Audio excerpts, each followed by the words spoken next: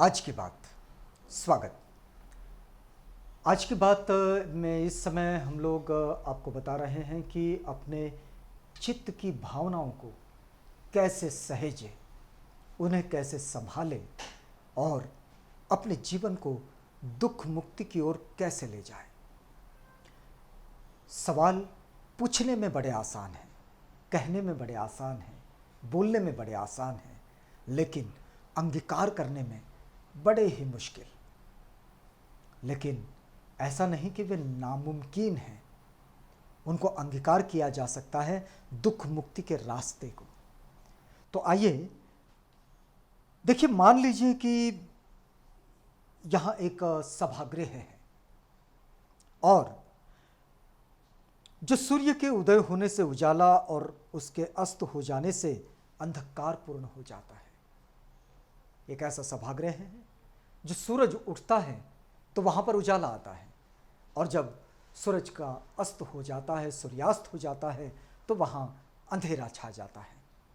अब देखिए कि सूर्य के साथ प्रकाश के लौट जाने की और रात्रि के साथ अंधेरे के लौट जाने की बात हम सोच सकते हैं, किंतु उस प्रकाश को, अंधेरे को अनुभव करने वाली शक्ति कहीं भी चली नहीं जाती है। प्रकाश को और अंधेरे को, उजाले को और अंधेरे को, दोनों को हम देख रहे हैं, लेकिन इसका मतलब ये नहीं है कि वो जो अंधेरा और उजाला दोनों को महसूस करने वाली हमारी जो चित्त की शक्ति है वो कहीं चली नहीं जाती। अंधेरे के आते ही साथ, या फिर अंधेरे के जाते साथ, या फिर प्रकाश के आते साथ और अंधेरे के जाते साथ वो कहीं चली नहीं जाती है।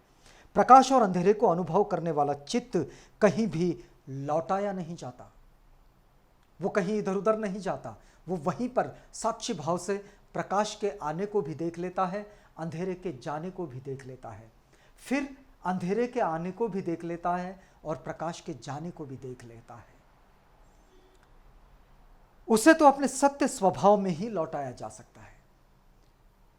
यदि वो अपने वास्तविक अनुभूतियों को अगर न अनुभव करें तो ही ये माना जाएगा कि वो वहाँ पर उपस्थित नहीं, लेकिन इसका मतलब उसका अस्तित्व नहीं, ऐसा नहीं होता है। कई बार ऐसे कई उदाहरण होते हैं जो जहाँ होते हैं वहाँ होते नहीं हैं। कई बार ऐसे होते हैं मित्र जो उनको हम कोई बात अपनी सुनाते रहते हैं और वो किसी और ही धुन में होते हैं, तो ऐसा हो जाता है। इसका मतलब वो चित्त वहां अनुपस्थित है, लेकिन चित्त है नहीं, ऐसा नहीं होता। सूर्य के उदय होने पर उजाला होते हुए भी देखने वाला भी क्षणिक चित्त ही होता है, और सूर्य के अस्त होने पर अंधेरा होते हुए देखने वाला भी क्षणिक चित्त ही होता है। केवल क्षणिक अस्थायी चित्त ही जीवन की बदलती हुई परिस्थितियों के साथ क्षण क्षण और क्षण क्षण में भिन्न भिन्न भावनाओं का अनुभव करता है। यह यथार्थ और सत्य चित्त नहीं होता। प्रकाश और अंधकार का ज्ञान रखने वाला मूलभूत एवं सत्य चित्त ही मनुष्य का सत्य स्वभाव होता है।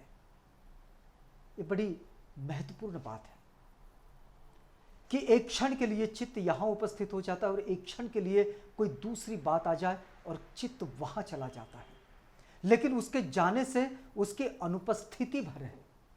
लेकिन कई बार ऐसा होता है कि 2-4 जगह पर, 10 जगह पर या विभिन्न जगह पर, विभिन्न स्थानों पर चित्त एक साथ चला जा सकता है।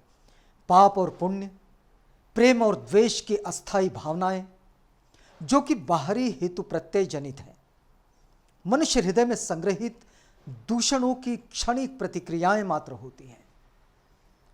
वो जो हम प्रतिक्रियाएं तुरंत दे देते हैं, वो जो मन में जो क्षणिक स्थितियां होती हैं जो हम समझते हैं, और कुछ कलुषित भावनाएं होती हैं, या फिर बहुत पहले से चली आ रही बातें होती हैं जिनका एक बड़ा जखीरा मन के अंदर बैठा होता है, हम उसकी प्रतिक्रिया तुरंत देते हैं जो इस घटना की प्रतिक्रिया नहीं होती जो इस वक्त घटित हुई है। और इसके कारण कई बार ऐसा होता है कि वहां द्वंद्व खड़े हो जाते हैं। चित्त में पैदा होने वाली इच्छाओं तथा ऐहिक वासनाओं की वोट में वास करता है। परिशुद्ध और दूषण रहित चित्त का मूलभूत सत्य सार तत्व। पानी गोल बर्तन में गोल और चौकोर में चौकोर दिखाई देता है। हम सब ने देखा है, हम जिस बर्तन में उसे भर दें, अगर गोल बर्तन में भर दें तो गोल दिखाई देगा, अगर चौकोर बर्तन में भर लें तो चौकोर दिखाई देगा। किंतु पानी का अपना कोई विशिष्ट आकार तो होता नहीं, यह बिल्कुल सच है। किंतु लोग ये तथ्य जानते हुए भी अक्सर भूल जाते हैं और पानी को आकार देने लगते हैं। लोग इसको अच्छा, उसको बुरा देखते हैं। अब ये देखने का तरीका हो गया कि हम किस चीज को अच्छा देखें और किस चीज को बुरा देखें, तो ये हमारे देखने की बात हो गई। इसको पसंद और उसको नापसंद करते हैं। ये तो हमारी अपनी समझ की बात हो गई कि हम किसको पसंद करें, किसको नापसंद करें। यह हमारे अपनी समझ पर निर्भर करता है। वो हम हैं जो सत्य और असत्य इसमें भेद करते हैं। कुछ चीज़ों को हम सत्य मानते हैं, कुछ चीज़ों को हम असत्य मानते हैं। लेकिन ये बात तो बिल्कुल ठीक है कि चीज़ें होती हैं, ना वो सत्य होती है ना असत्य होती है, ना वो गलत होती है ना सही होती है, तो ना वो पसंद की होती है ना नापसंद की होती है।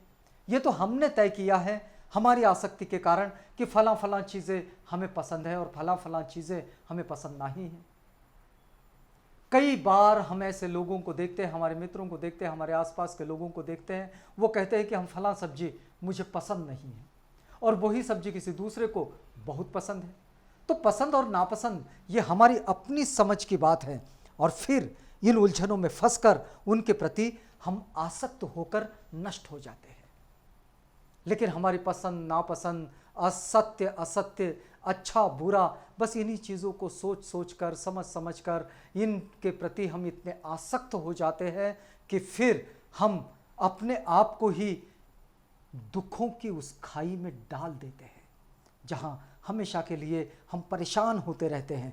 यदि लोग इन काल्पनिक और असत्य भेदों के प्रति अपनी आसक्तियों का त्याग करें, देखिए तथागत की शिक्षा क्या है कि यदि लोग काल्पनिक और असत्य भेदों के प्रति अपनी आसक्तियों का त्याग करें तथा अपने मूल चित्त की पवित्रता को पुनः स्थापित करें, अपना हमारा जो मूल चित्त है उसकी जो पवित्रता है उसको हम स्थापित करें। इसलिए तथागत कहते हैं सचित्त परियोदपणम।